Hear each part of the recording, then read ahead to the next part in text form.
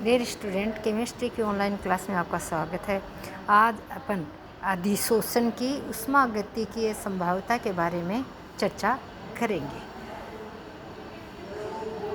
ठोस के पृष्ठ पर किसी गैस के 1 ग्राम मोल के अधिशोषित होने पर मुक्त ऊष्मा अधिशोषण की ऊष्मा अधिशोषण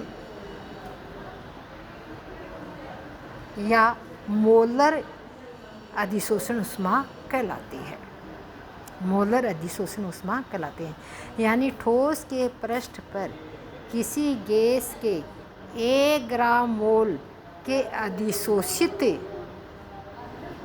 होने पर मुक्त ऊष्मा अधिशोषण की ऊष्मा या मोलर अधिशोषण ऊष्मा कहलाती है। अधिशोषण के दौरान ऊर्जा मुक्त होती है, अतः अधिशोषण ऊष्माक्षेपी अभिक्रिया है। यानी ऊर्जा मुक्त होगी तो कौन सी अभिक्रिया होगी? वो ऊष्माक्षेपी। यानी अधिशोषण के दौरान ऊष्मा का क्या होता है? उत्सर्जन होता है। क्या होता है? ऊष्मा का उत्सर्जन होता है। इसलिए यह अभिक्रिया कौन सी हुई? ऊष्मा अक्षेपी अभिक्रिया हुई।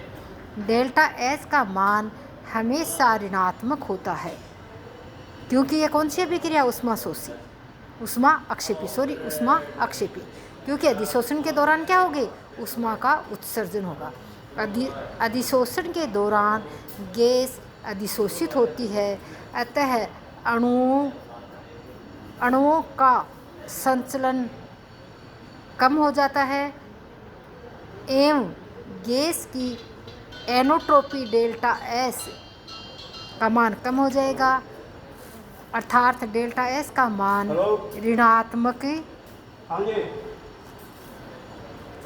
हो जाता है। गिब्स वोल्टमीटर समीकरण डेल्टा जी बराबर delta H minus T delta S सामान्य ताप पर डेल्टा एच ग्रेटर होता है टी डेल्टा एस से, अतः डेल्टा जी का मान ऋणात्मक होता है। अतः अधिशोषण एक स्वतः परिवर्तित प्रक्रम है। अधिशोषण के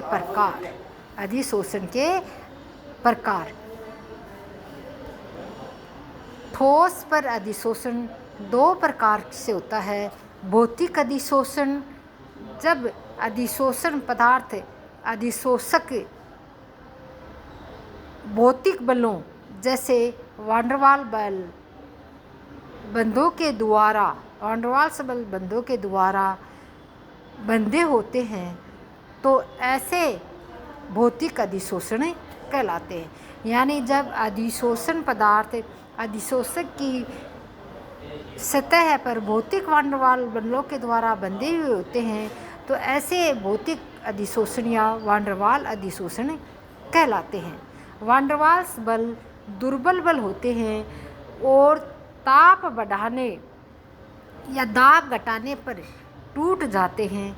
भौतिक उत्क्रमणीय है, इनकी प्रकृति विशिष्ट नहीं होती है। भौतिक अधिशोषण क्या होता है?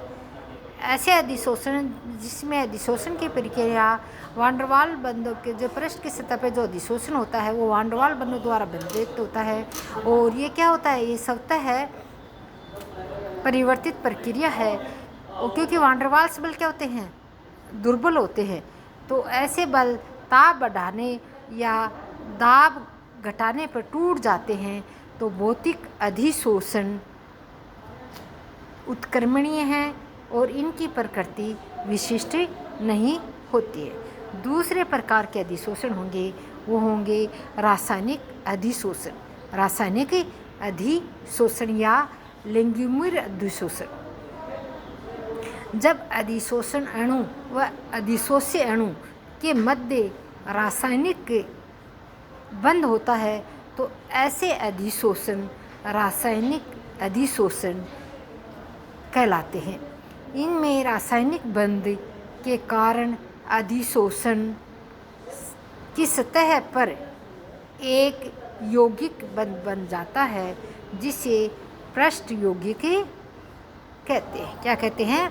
पृष्ठ यौगिक कहते हैं। रासायनिक अधिशोषण एक अनुत्क्रमणीय तथा अति विशिष्ट होते हैं। रासायनिक अधिशोषण क्या होते हैं? अनुत्क्रमणीय और रासायनिक अधिशोषण। जब अधिशोषण अणु या का अधिशोषण अणु में किसके कारण? रासायनिक बंध के कारण होता है, तो ऐसी अधिशोषण रासायनिक अधिशोषण कहलाता है। रासायनिक बंध के कारण अधिशोषण की सतह पर एक यौगिक बन जाता है, जिसे पृष्ठीय यौगिक कहते हैं। रासायनिक अधिशोषण एक अनुत्क्रमणीय तथा अति विशिष्ट प्रक्रम होते हैं। तो अधिशोषण कितने प्रकार के? 2 प्रकार के। ठोसों पर अधिशोषण 2 प्रकार के होते हैं। भौतिक अधिशोषण, जब अधिशोष्य पदार्थ अधिशोषण की सतह पर भौतिक बल जैसे वान डेर वाल बलों के द्वारा बंधे होते हैं, तो ऐसे भौतिक अधिशोषण वान डेर वाल अधिशोषण कहलाते हैं। वान डेर वाल बल दुर्बल होते हैं, दाब बढ़ाने पर और दाब घटाने पर ये टूट जाते हैं, तो भौतिक अधिशोषण उत्क्रमणीय होंगे और उनकी प्रकृति क्या होगी? विशिष्ट नहीं होगी। जबकि रासायनिक अधिशोषण की प्रकृति क्या होगी? विशिष्ट होगी। तो रासायनिक और भौतिक अधिशोषण में क्या अंतर है? भौतिक अधिशोषण भौतिक बल वान डेर वाल बलों के द्वारा बंधे होते हैं, जबकि रासायनिक अधिशोषण के अणु रासायनिक बंधों के द्वारा बंधे हुए होते हैं।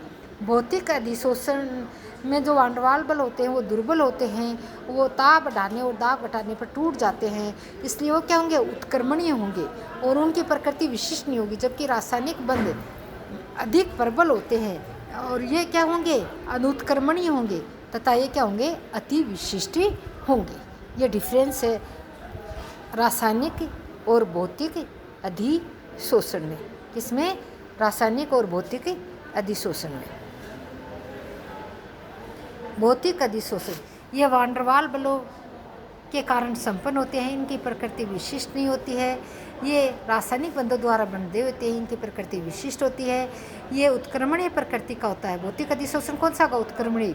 जबकि रासायनिक अधिशोषण क्या होगा? अनुत्क्रमणीय प्रकृति का होगा। इसमें अधिशोषण के एंथैल्पी का मान 20 से 40 kg पर मोल होता है, जबकि इसमें अधिशोषण की एंथैल्पी का मान 80 से ऊंच होता है, 80 से 240 kg प्रति मोल होता है। अधिशोषण की एंथैल्पी कितनी होती है? 20 से 40 kg पर मोल होती है, जबकि रासायनिक अधिशोषण में ये होती है 80 से 240 kg प्रति मोल। ये ताप बढ़ाने पर बढ़ता है, ये ताप बढ़ाने पर बढ़ता है। इसमें सक्रिय ऊर्जा की कम होता है, इसमें सक्रिय ऊर्जा की आवश्यकता नहीं होती, जबकि रासायनिक बंध में कभी कभी उच्च सक्रिय ऊर्जा की आवश्यकता होती है। उच्च दाब पर बहुअणुक परतों का निर्माण होता है। भौतिक अधिशोषण में क्या होगा? उच्च दाब पर बहुअणुक परतों का निर्माण होगा, जबकि रासायनिक अधिशोषण में केवल एक परत का निर्माण होता है। किसका निर्माण होता है? एक परत का। किसका निर्माण होगा? एक परत का निर्माण होगा। इस तरह से रासायनिक और भौतिक अधिशोषण में ये अंतर होता है। ठोस अधिशोषकों पर गैसों का अधिशोषण। अधिशोषण को प्रभावित करने वाले कारक गैस या अधिशोष्य की प्रकृति। अधिशोष्य की प्रकृति का निर्माण क्रांतिक ताप के आधार पर किया जाता है।